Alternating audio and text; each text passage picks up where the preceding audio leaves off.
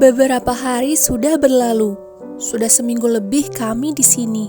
Dan kami sudah mulai menjalankan program kami. By the way, selama beberapa hari ini juga aku masih bertanya-tanya apa janjiku pada Rio. Setiap aku tanya, dia tak pernah mau menjawab. Padahal pertanyaanku tak sesusah ulangan manajemen pemasaran yang soalnya contoh kasus semua. Isinya tak ada hitungan sama sekali. Mumet banget nulis jawaban, sudah kayak nulis esai aja. Aish, lupakan soal pemasaran. Balik lagi soal Rio. Maksud dia sebenarnya apa ya? Apa dia suka padaku? Tak mungkin. Tapi kalau dia suka aku gimana? Aku sudah ada Arsy, aku ini kan setia. Ngomong-ngomong soal Arsy, dia belum bisa datang menjengukku. Mengesalkan sekali. Kami hanya bicara lewat telepon saja. Untung jaringan operator Exeget di sini kencang, bagus banget. Aku sedang menunggu Intan sekarang. Dia sedang mengantar Ica belanja. Besok jadwal Ica piket. Hari sudah sore. Sudah mulai hujan pula. Intan belanja kemana sih lama banget? Sudah hampir maghrib tapi Intan belum pulang. Apa Intan sedang berteduh kali ya nunggu hujan reda? Perasaanku jadi tak enak gini. Fa, Intan belum pulang? Tanya Arini.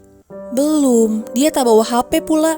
Jadi tak bisa ku telepon. Sepertinya dia kejebak hujan. Jawabku khawatir. Aku pusing lihat kau mondar-mandir. Duduk diam saja tak bisa, tanya Helmi yang kebetulan sedang ada di posko.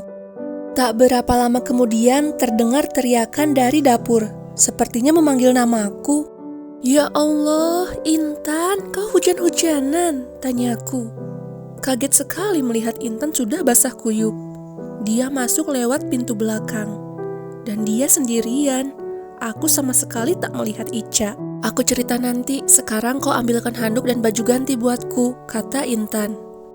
Aku segera mengambil apa yang dia butuhkan. Setelah itu dia bergegas mandi. Setelah mandi, aku menyuruh minum teh. Sambil menunggu dia mandi tadi, aku menyeduh teh manis untuknya. Sekarang kami sedang duduk di ruang tamu. Kau dari mana saja tadi? Tanyaku. Aku capek banget, Fa. Aku tiduran dulu bentar ya, ceritanya nanti lagi. Bangunin aku kalau masuk waktu maghrib, ucap Intan. Dia terlihat aneh, apa dia sakit?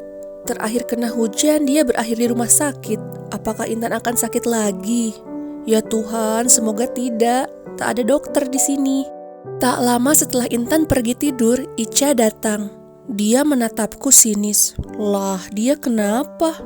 Aku yang tadinya mau nanya, jadi mengurungkan niatku. Takut. Tapi aneh, dia tak basah kuyup kayak Intan. Pantas saja, ternyata dia bawa payung.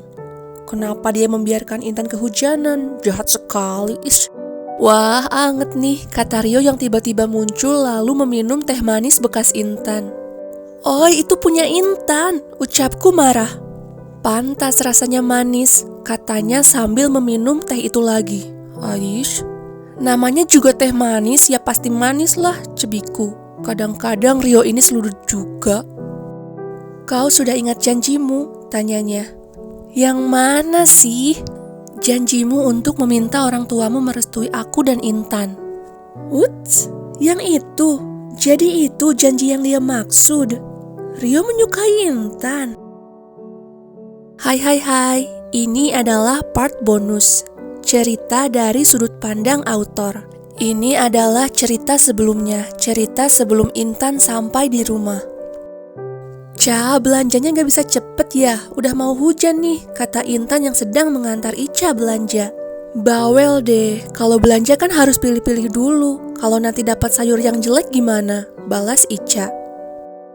Akhirnya setelah lama memilih, Ica selesai juga belanjanya, dan Intan tentu saja lega. Nah ya, kalau kehujanan di jalan, pikirnya, bisa-bisa sakit kayak waktu itu.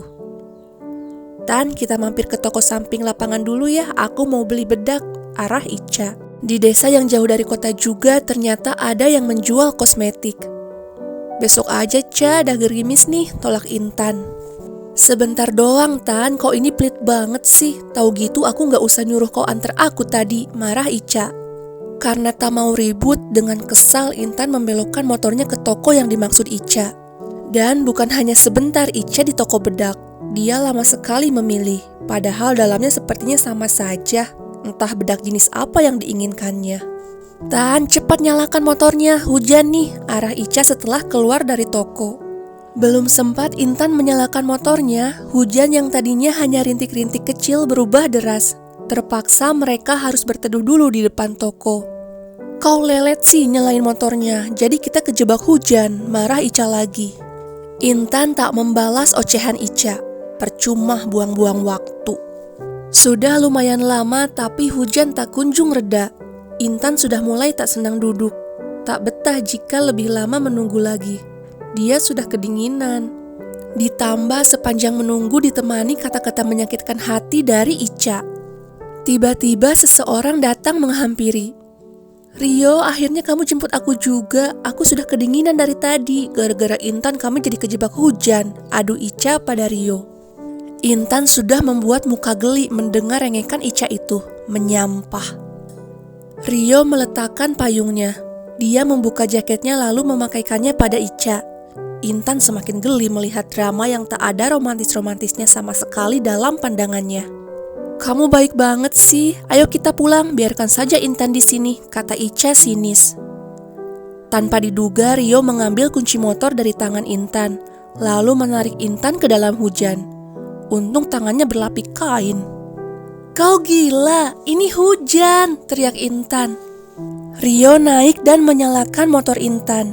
Cepat naik, arahnya.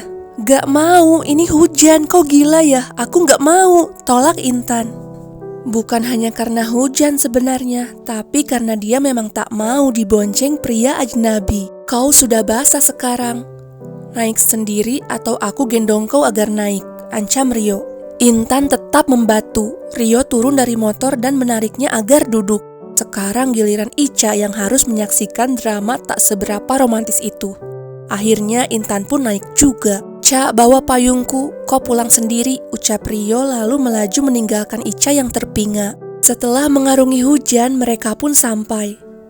Motor berhenti di depan kontrakan.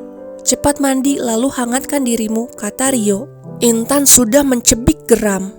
Karena badannya sudah basah, akhirnya dia memutuskan untuk masuk lewat dapur saja, biar tak membasahi lantai rumah. Intan sudah sangat kedinginan. Syifa! Teriak Intan dari dapur.